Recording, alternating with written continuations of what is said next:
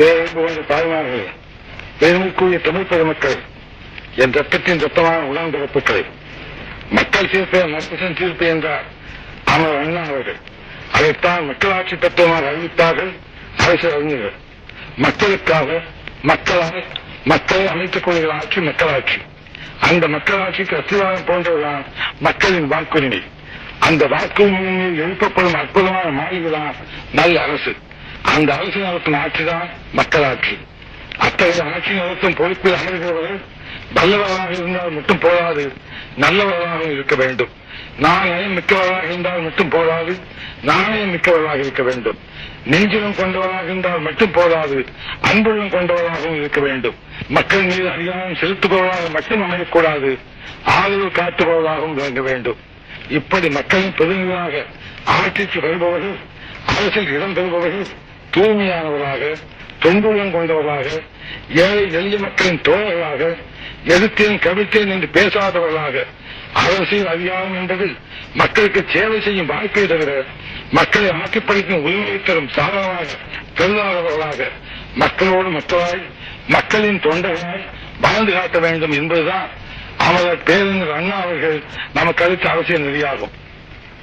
நல்லது செய்வார்கள் என்று நம்பி வாக்களிக்கின்ற மக்களுக்கு, குறிப்பாக ஏழை எளியவர்களுக்கு அரசு பொறுப்பில் ஆண்டவர் அதிகாரம் கண்காணிக்க துரோக செயல் ஈடுபடுபவர்களை ஒரு நாள் இல்லையானாலும் மற்றவர்களால் மக்கள் சமுதாயம் தண்டிக்காமல் விடாது என்று என்ற உண்மையை உணர்ந்தால்தான் அரசாக வருபவர்கள் உண்மையான மக்களின் பிரதிநிதிகளாக நடந்து கொள்வார்கள். அரசியல் கட்சி நடத்துவது ஆட்சியை பிடிக்கத்தான், ஆட்சியை பிடிப்பது அதிகாரம் சூட்டத்தான் என்ற அரசியல் சித்தாந்தங்களை வெறுத்து ஒதுக்கியவர் அவர் அண்ணா அவர்கள். அண்ணா அவர்கள் ஆட்சி அமர்ந்ததும் ஏழை மக்களுக்கு ₹1 ஒருபடி அரிசி போட வேண்டும் என்றார்கள். ஆனால் அதிகாரிகள் சர்க்காரின் வரவு செலவு கணக்கை காட்டி ஆண்டுக்கு ₹8 கோடி துண்டுவிடும் என்று கூறினார்கள். ₹8 கோடி எப்படி தேடுவது என்று வழி கண்டுபிடிக்க வேண்டுமே தவிர ஏழைகளின் வயிற்றில் அளிக்காதீர்கள் என்று ஒருபடி அரிசி திட்டத்தை முதற்கட்டமாக நிறைவேற்றி வைக்க முயன்றார்கள் அண்ணா அவர்கள். இதுபோன்ற திட்டங்களை நிறைவேற்ற ஆட்சியில் இருப்பவர்களுக்கு அறிவாற்றலோடு கஷ்டப்படுகிற மக்களிடத்திலே கருணை காட்ட உள்ளமும் வேண்டும். எப்படி அரசுக்கு பணம் திரட்டுவது என்று திட்டமிடுகிற பொழுது எப்படிப்பட்டவர்கள் என்று பணம் திரட்டுவது என்று திட்டமிடுவது முக்கியமாகும்.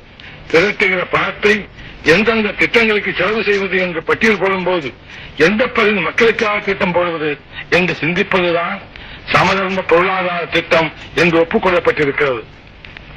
ஆனால் சில நேரங்களில் திட்டங்களை தீர்த்துகின்ற அரசினர், அந்த அரசை நடத்துவோர் தாங்கள் தீர்த்துகிற திட்டங்களால் மக்களுக்கு என்ன பலன் என்று பார்ப்பதை விட தங்களுக்கு எவ்வளவு லாபம் என்று பார்த்து மக்களுடைய வழிபாட்டு தாங்கள் எடுத்துக்கொண்டு போகிற மீதிதான் மக்களுக்கு என்று பங்கு போட்டுக் கொள்ளும் பாங்கு படைத்தவர்களாக மாறிவிட்டவர்.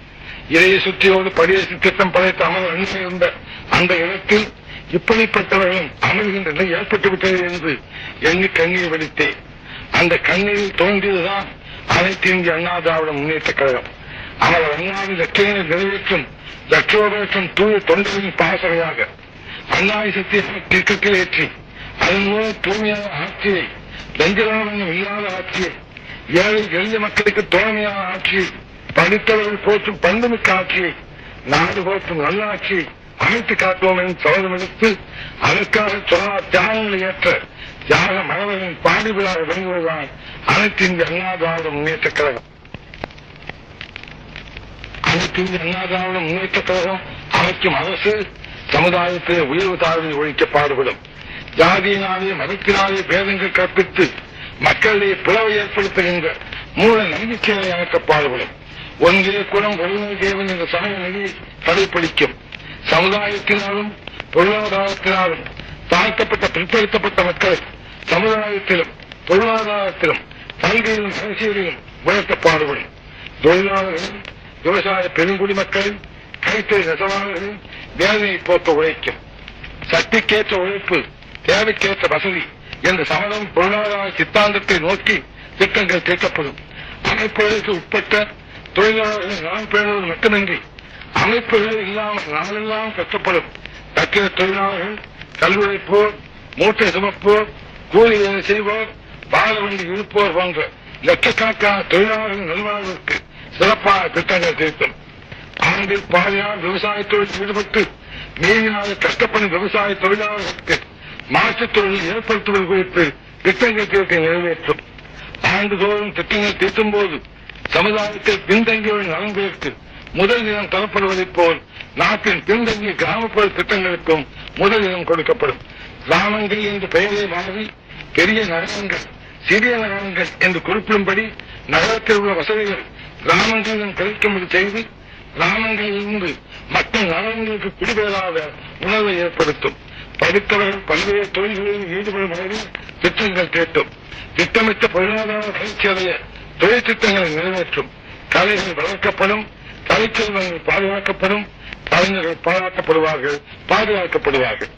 யாமிருந்த பகுதியிலே தமிழ் மொழி போல் இல்லாமல் எங்கும் காணோ தேமது தமிழோசை உலகமெல்லாம் பரவங்களை செய்த வேண்டும் என்று தேசிய மகாகவி சுப்பிரமணிய பாரதியார் பாடியதைப் போல தாய்மொழியாம் தமிழ் மொழியின் சிறப்பினை உலகமெல்லாம் பரப்பும். இந்தியாவின் ஒற்றுமை வளர்த்து இளநாடியை காக்க பாடுபடும். மக்கள் தொழில் செல்வாரியார் தனிக்குளம் சமுதாயத்திலே பிறவன் எடுத்து பிறந்தாலேயே நமது நாடும் அடைய வேண்டிய முன்னேற்றத்தை அடைய முடியவில்லை. பெண்கள் கல்வி, பெண்கள் உயர்வு, பெண்கள் உத்தியோகம் என்றெல்லாம் பேசுகிறோம்.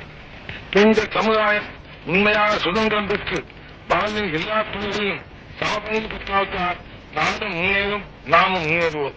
இதற்கான முத்தமிழ் காந்தியடிகள், தந்தை பெரியார் அவர்கள், மூதறிஞர் ராஜாஜி அவர்கள், அவர்கள் அண்ணா அவர்கள் எடுத்துச் சொன்னார்கள்.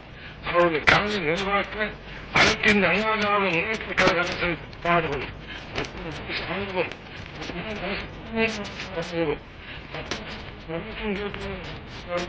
உங்களுடைய அன்பும் ஆதரவும் ஆசையும்